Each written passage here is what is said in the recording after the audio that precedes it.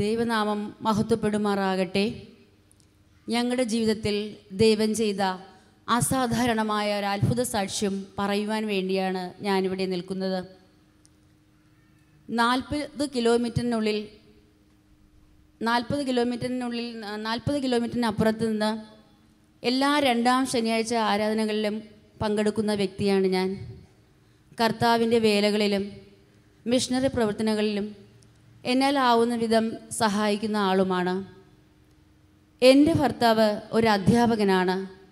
ഒരു ദിവസം ഒരു കുട്ടി പരീക്ഷാ പേപ്പറിൽ തെറ്റിച്ചെഴുതിയിട്ട് അത് തെറ്റ് എന്ന് എൻ്റെ ഭർത്താവ് വാല്യൂ ചെയ്യുകയുണ്ടായി. അതിഷ്ടപ്പെടാത്ത ഒരു കുട്ടി ഭർത്താവിനെ ചോദ്യം ചെയ്യുകയും അധ്യാപകൻ എന്ന നിലയിൽ ആ കുട്ടിക്ക് നീതിപൂർവം ഒരു ശിക്ഷ നൽകുകയുണ്ടായി.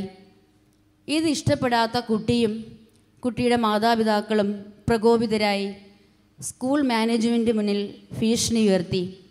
യാതൊരു വിശദീകരണവും കൂടാതെ സ്കൂൾ മാനേജ്മെൻറ്റ് എൻ്റെ ഭർത്താവിനെ ജോലിയിൽ നിന്ന് പിരിച്ചുവിട്ടു. കണ്ണുനീരോടുകൂടി ഈ വിഷയത്തിന്മേൽ പ്രാർത്ഥിക്കാനായിട്ട് കർത്താവിൻ്റെ ദാസനോട് ഞാൻ അപേക്ഷിച്ചു. സ്വർഗത്തിലെ ദൈവം കർത്താവിൻ്റെ ദാസൻ്റെ പ്രാർത്ഥനയ്ക്ക് മറുപടി നൽകി. എത്ര വിശദീകരണം കൂടാതെയാണോ, യാതൊരു വിശദീകരണം കൂടാതെ എൻ്റെ ഭർത്താവിനെ ജോലിയിൽ നിന്ന് പിരിച്ചുവിട്ടോ, അതിനേക്കാൾ വേഗത്തിൽ തന്നെ ഓഫീസിൽ നിന്ന് എൻ്റെ ഭർത്താവിനെ വിളിക്കുകയും തിരിച്ച് ജോലിയിൽ റീജോയിൻ ചെയ്യാൻ ഉത്തരവിറക്കുകയും ചെയ്തു. ഇപ്പോഴും എൻ്റെ ഭർത്താവ് ആ സ്കൂളിൽ ജോലി തുടർന്ന് വരികയാണ്. ഇത്രയും അത്ഭുതം പ്രവർത്തിച്ച് എൻ്റെ കണ്ണീർ തുടച്ച വലിയവനായ ദൈവത്തിന് നന്ദി.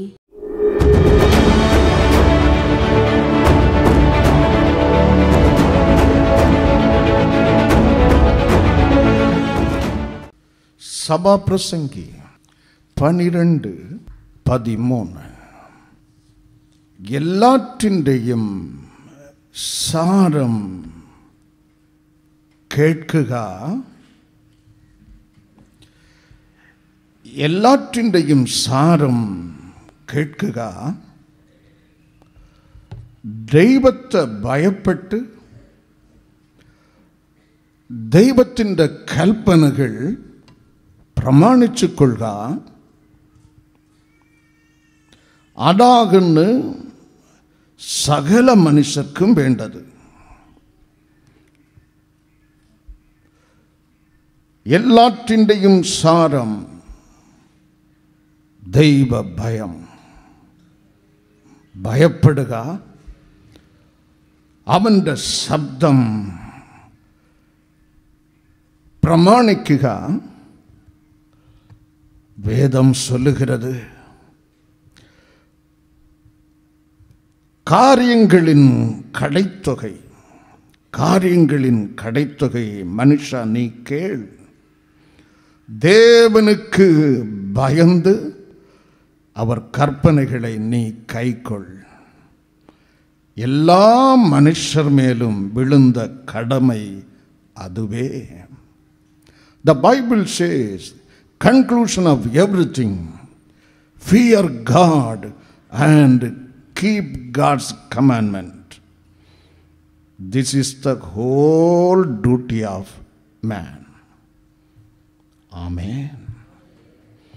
66 പുസ്തകങ്ങളെയും രത്ന ചുരുക്കമായി കലക്കി ഒരു സിപ്പ് എടുത്തതുപോലെ ഉള്ള സ്വർണ്ണ ലിപികളാൽ എഴുതപ്പെട്ട ചുരുക്കമായ ഭയങ്കര വചനമാണ് ദൈവം നമുക്ക് കുറിവാക്യമായി തന്നത്.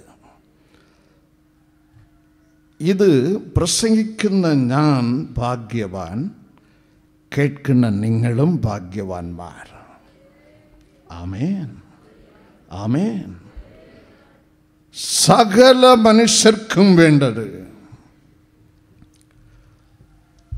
ക്രിസ്ത്യാനികൾക്ക് വേണ്ടത് എന്നല്ല, പള്ളിക്ക് പോകുന്നവർക്ക് വേണ്ടത് എന്നും അല്ല. It's a duty of the whole humanity. സകല മനുഷ്യർക്കും വേണ്ടത് 10 പണമല്ല, സകല മനുഷ്യർക്കും വേണ്ടത് പഠിത്തമല്ല, സകല മനുഷ്യർക്കും വേണ്ടത് ഭംഗിയുള്ള ശരീരമല്ല, സകല മനുഷ്യർക്കും വേണ്ടത് പാർപ്പിടമല്ല, സകല മനുഷ്യർക്കും വേണ്ടത് ഭക്ഷണമല്ല. ദൈവം തമ്പുരാൻ അരുളി ചെയ്യുന്ന കേട്ടുകൊള്ളുക, സകല മനുഷ്യർക്കും വേണ്ടത് ദൈവഭയം. ആമേൻ, ആമേൻ. ദൈവത്തെ ഭയപ്പെടുവിൻ, അവൻ്റെ പ്രമാണം അനുഷ്ഠിപ്പിൻ. ഇതാകുന്നു എല്ലാറ്റിൻ്റെയും സാരം, കാര്യങ്ങളിൻ കടൈത്തൊകை. The essence of every truth. അവനെ ഭയപ്പെടുക, എല്ലാവരും ഭയപ്പെടുക. ഇത് കേൾക്കുമ്പോൾ ഭക്തൻ ദാവീദ് മറുഭാഗത്തിൽ ഉള്ളിൽ ദുഃഖത്തോട്, മനസ്സിൽ വ്യസനത്തോട്, മനസ്സാക്ഷിയിൽ ആതങ്കത്തോട് എഴുതുന്ന, ദൈവഭയം എല്ലാവർക്കും ഇല്ലല്ലോ, ദൈവഭയം എല്ലാവർക്കും ഇല്ലല്ലോ. സങ്കീർത്തനം 36:1, റോമർക്ക് എഴുതിയ ലേഖനം 3:18. എല്ലാവർക്കും ദൈവഭയമില്ലല്ലോ. ദുഷ്ടന്റെ ദൃഷ്ടിയിൽ ദൈവഭയം ഇല്ലല്ലോ.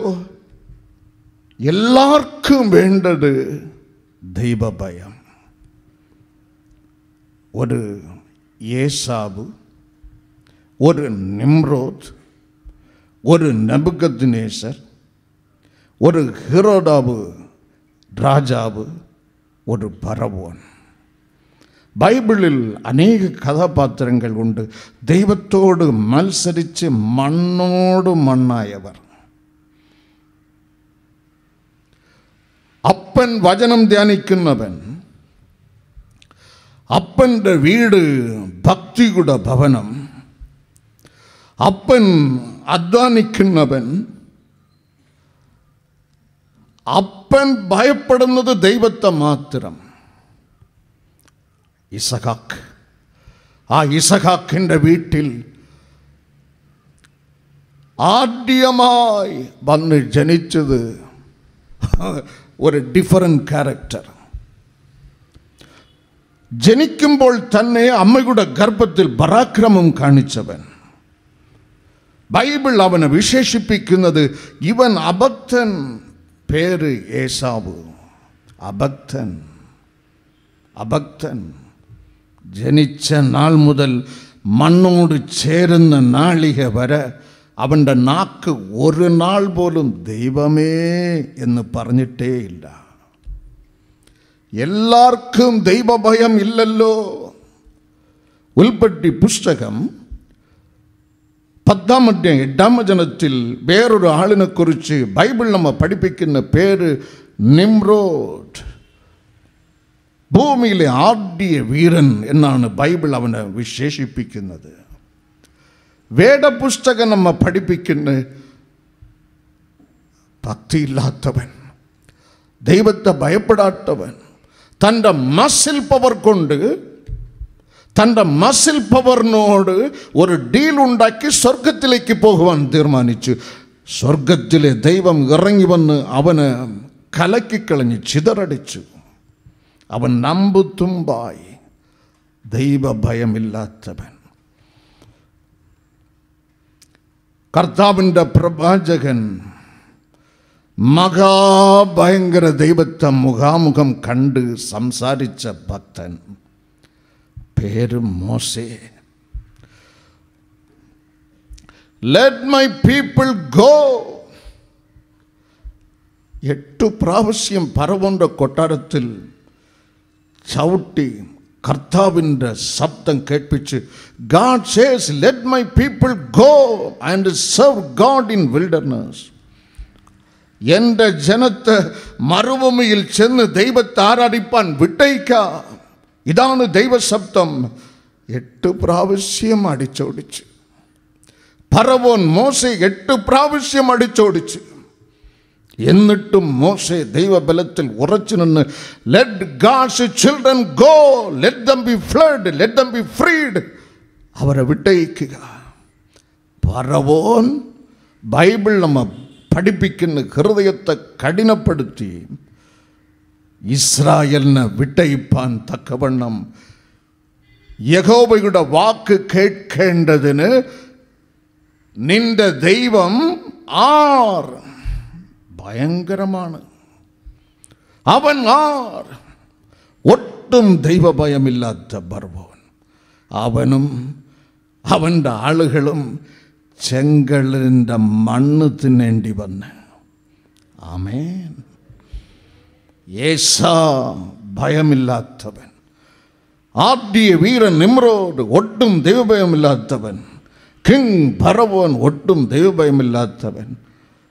ബൈബിൾ നമ്മെ പഠിപ്പിക്കുന്ന ഈ ഭൂമി കണ്ടിട്ടുള്ള ഏറ്റവും ശക്തമായ 4 സാമ്രാജ്യങ്ങളിൽ തലയായ സാമ്രാജ്യം ദ കിങ്ഡം ഓഫ് ബാബേൽ.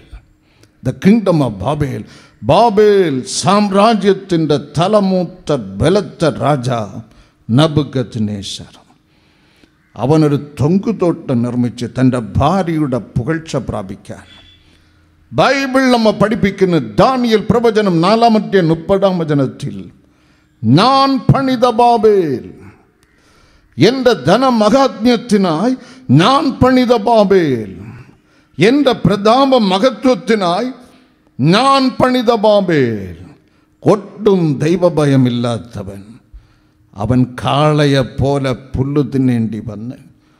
സഹോദരങ്ങളെ, നന്മ വേണമോ? ഉയർച്ച വേണമോ? ശ്ലാഘ്യം വേണമോ? സമാധാനം വേണമോ? രോഗസൗഖ്യം വേണമോ? ദീർഘായുസ് വേണമോ? നിന്റെ തലമുറ ഇറക്കാതിരിക്കണമോ? ഈ സത്യ ദൈവത്തെ ഭയപ്പെടുക. ദൈവത്തെ ഭയപ്പെടുക. അതാണ് സകല മനുഷ്യർക്കും വേണ്ടത്. നിന്റെ അധ്യാപകൻ ദൈവത്തെ ഭയപ്പെടുന്ന ആളാണോ? നീ ഭാഗ്യവാൻ. നിന്റെ ഭർത്താവ് ദൈവത്തെ ഭയപ്പെടുന്ന ആളാണോ? നീ ഭാഗ്യവതി. നിന്റെ ഭാര്യ ദൈവത്തെ ഭയപ്പെടുന്ന ആളാണോ? സഹോദര, നീ ഭാഗ്യവാൻ. നിന്റെ വാർഡിൻ്റെ മെമ്പർ, മുനിസിപ്പൽ കൗൺസിലർ ദൈവത്തെ ഭയപ്പെടുന്ന ആളാണോ? നിങ്ങളുടെ കുടുംബം ഭാഗ്യമുള്ളത്. നിന്നെ ഭരിക്കുന്ന ഭരണകർത്ത യഥാർത്ഥ ദൈവത്തിൻ്റെ തേജസ് കണ്ട് ബൈബിൾ കയ്യിലെടുക്കുന്ന ആളാണോ? നിന്റെ രാജ്യം ഭാഗ്യമുള്ളത്. സർവർക്കും വേണ്ടത്, ഐ റിപ്പീറ്റ്, ഞാൻ ആവർത്തിക്കുന്നു, ഭക്ഷണമല്ല, 10 പണമല്ല, പഠിത്തമല്ല, ഭംഗിയുള്ള ശരീരമല്ല, നല്ല പാർപ്പിടമല്ല, ദൈവഭയം. ആമേൻ.